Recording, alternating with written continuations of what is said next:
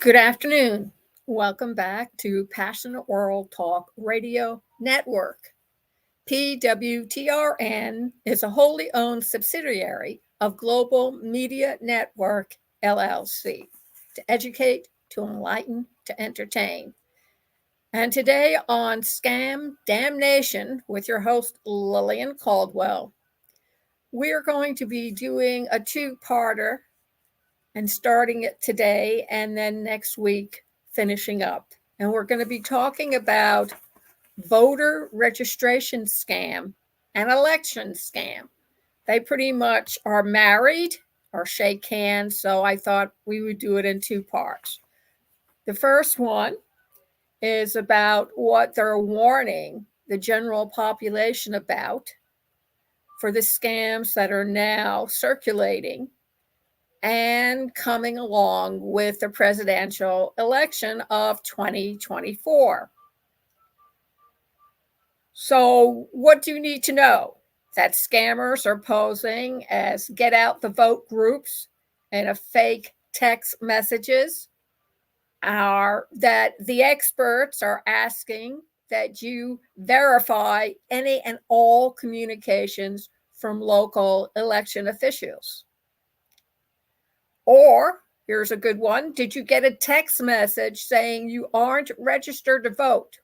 Well, be careful, my friend. It could be a scam.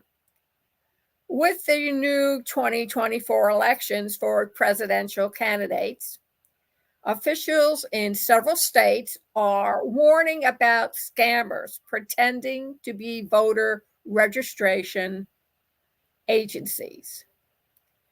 Voter registration fraud is one of the three most common scams during an election cycle, alongside cons involving political donations and fake polls, according to the National Association of Secretary of State. Scammers contact their victims by phone, text, or email, sometimes in person, to say they need personal information to update voter registration forms. In Shasta County, California, the county clerk and election officials warned last week that a text message asking recipients to click a link to register to vote was a scam. So if you live in Lake County, Florida, you should know that there is a scam going on. The county supervisor, Alan Hayes, told residents to, quote, be vigilant this election cycle for political scams that can mislead unsuspecting individuals into a frightful experience that can be difficult to overcome, end of quote. And clerks in Salt Lake City, Utah, and San Francisco, California have also issued similar warnings as well.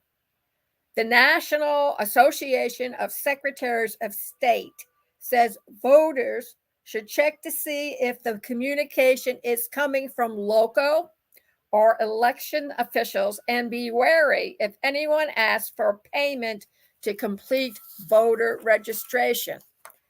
The Federal Trade Commission recommends reporting any unsolicited texts or calls from someone who says they need your social security number or personal or financial information to register you to vote.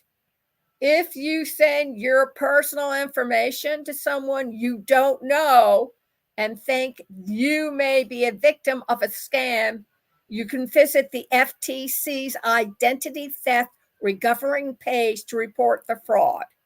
The FTC also goes on to recommend contacting your local election office or checking the U.S. Election Assistance Commission's National Voter Registration Form to determine whether your state requires your Social Security number for voter registration. And then the AARP has come out with an article written by Ken Budd who recommends that there are 4 common election scams to avoid this year. So you should be aware of that as well. Michael Brummer, 65, shopped for a Christmas tree at Kiwanis lot near his Austin, Texas home. This is an example. A voter registration volunteer approached him with an iPad, wanting to register him for the next election. The registration ploy was a scam, but unknown to the scammer, Brummer apparently was not an easy target.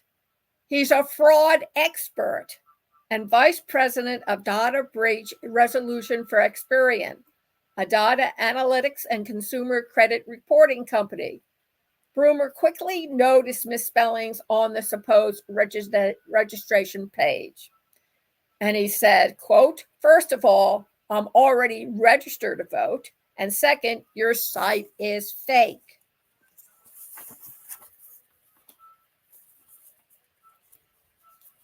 The person who was trying to scam him stammered, but quickly recovered. Then Brummer says the guy asked him for his phone so he could download a registration app. And Brummer says, "I'm sorry, sir, you're not going to download anything." And that was 2 years ago. Scammers have only grown since then, and they've grown more sophisticated because of advances in the availability of artificial intelligence. And they're likely to use this year's election, 2024, to target your data and cash. Here are 4 common scams and ways to protect yourself. 1, the voter registration scams. When the scammer offered to download a voter registration app on Brummer's phone, he would have downloaded a malicious app instead, allowing cyber criminals to steal personal data such as payment information, login credentials. And some of these apps can suck people's information over Wi-Fi or Bluetooth. Something you need to keep in mind, not to hand your phone just to anybody. The more common problem, however, involves links to fake voter registration forms which scammers send by phone, email, or text. Those links may be phishing, phishing scams, to collect personal data such as your passwords and social security number for themselves or to allow others to access your devices, according to Experian. And this is ways to protect yourself. If someone claims you're not registered to vote and offers to register by phone, hang up or simply delete it. You cannot register by phone, email, or text. And all 50 states, you can only register to vote online, by mail, or in person at a local election office. The safest option is to register at a government location or do so by mail. If you do register online, do not use unsolicited links. Voter registration drives often occur at events such as festivals and farmers markets, and sometimes the filled out forms are left on tables where anyone can see them. The Identity Theft Resource Centers warns, a better option is to take a form, fill it out, and mail it or deliver it in person to an election office. Robocalls, we all get them. Regular phones, cell phones, tablets, by Gmail, by text. There are a plethora of ways to do it. Days before the January New Hampshire primary, as many as 25,000 Granite State residents received a robocall from what sounded like Joe Biden, but was actually an AI-generated voice. The message: don't vote. Your vote makes a difference in November, not this Tuesday, the fake Biden said. In response, the Federal Communications Commission issued issued a declaratory ruling in February that made voice cloning technology used in common robocalls scams illegal. Despite the reading, voters should remain on high alert for AI generated calls. The one genre of misinformation I'm most worried about for the election is fake audio, says Dan Oven, Senior Manager of Education Design for the News Literary Project. With video, he says, visual clues can help indicate it's a fake, such as speeches where the words don't match the candidate's mouth. With a robocar, there's not so many obvious red flags to indicate when something is false. Scammers can use fake audio for multiple purposes, from spreading misinformation to directing voters to a fraudulent donation site. How do you protect yourself? Be suspicious of robocalls and confirm whether the information is accurate. If a robocall tells you that your polling place will be closed on election day, for example, don't believe it. Instead, follow up with your local election office. If you receive a suspicious call from someone trying to influence your vote, the best thing is to just hang up, notes a consumer alert from North Carolina Attorney General Josh Stein. And never, ever trust a robocall that directs you to donate, Broomer advises. Be skeptical of unexpected calls from someone claiming to be a politician or a celebrity. They usually use themselves and a celebrity to help further their political cause. Cyber criminals use fake audio to request campaign contributions. In some cases, a supposed candidate may ask for a donation and tell you to push a number on your phone which directs you to a representative, reports ID Watchdog, a consumer site from Equifax. Or an actual human may call, encouraging you to donate. You may also receive emails or texts with donation links. As with bogus voter registration links, donation links can also be phishing scams. Sometimes the solicitations come from a fake political action committees, PACs. The FBI defines scam PACs as fraudulent political action committees designed to reroute political contributions for personal gain, which is a federal crime. Broomer compares their tactics to phony charities that raise money following natural disasters. They frequently seem credible and often employ high pressure emotional appeals. Ways to protect yourself? If you want to donate to candidates, go to their certified state site. Don't answer any phone calls. Don't click on any links in any email or text, even if it's from somebody you recognize or you might think is reputable, Broomer says. Someone could have taken over their account and started spamming you. Don't rely on caller ID. Scammers can impersonate a political campaign phone number through a tactic known as spoofing. Another reason not to answer calls. Cyber criminals only need a few seconds to record your voice and use AI to create a dialogue that could evade authentications with your financial institution or credit card company. Visit the Federal Election Commission's website and search to see if you've been targeted. Then, once you assert that, go by a fake PAC, contact your local FBI field office and ask to speak to an election crimes coordinator. Fake surveys, petitions, and polls. Opinion polls are almost as common as campaign rallies during election season. but be careful when participating in the survey or signing a petition.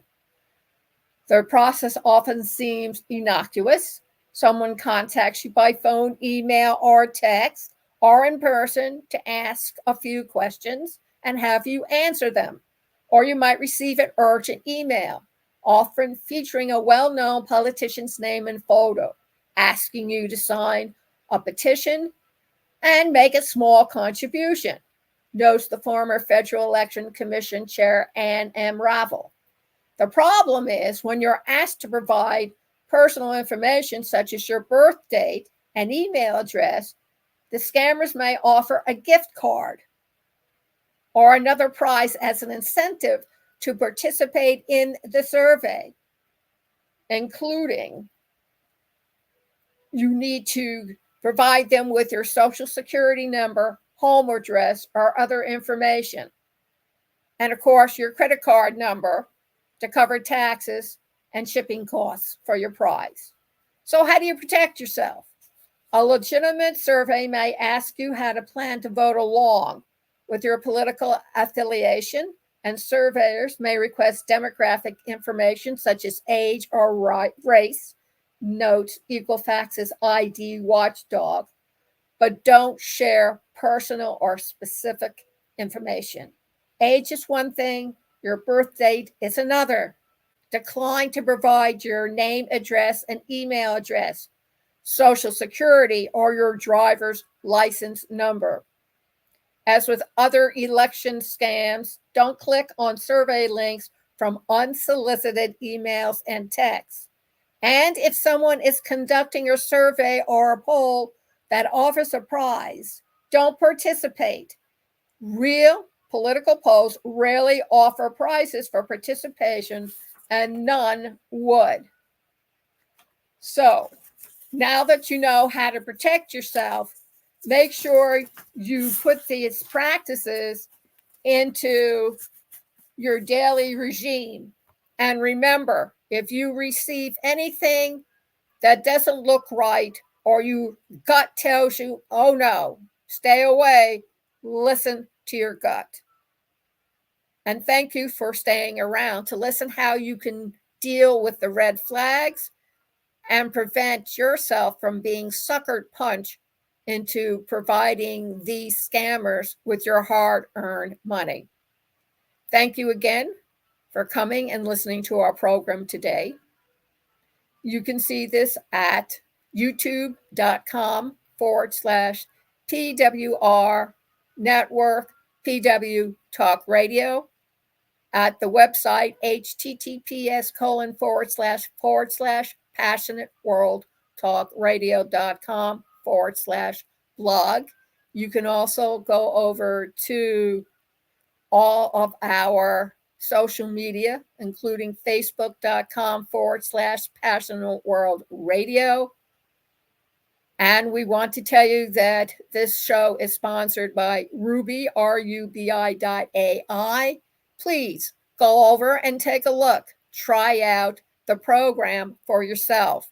https://esc73.try, Ruby, RUBI.ai. And also by the podcast obstacle training course. Please go over to https://education.passionateworldtalkradio.com/masterclass and see what you can do about getting your voice heard, no matter who you are and what you're talking about. Thank you very much for listening. And remember, please join us next Wednesday for Scam DamNation with your host, Lillian S. Caldwell.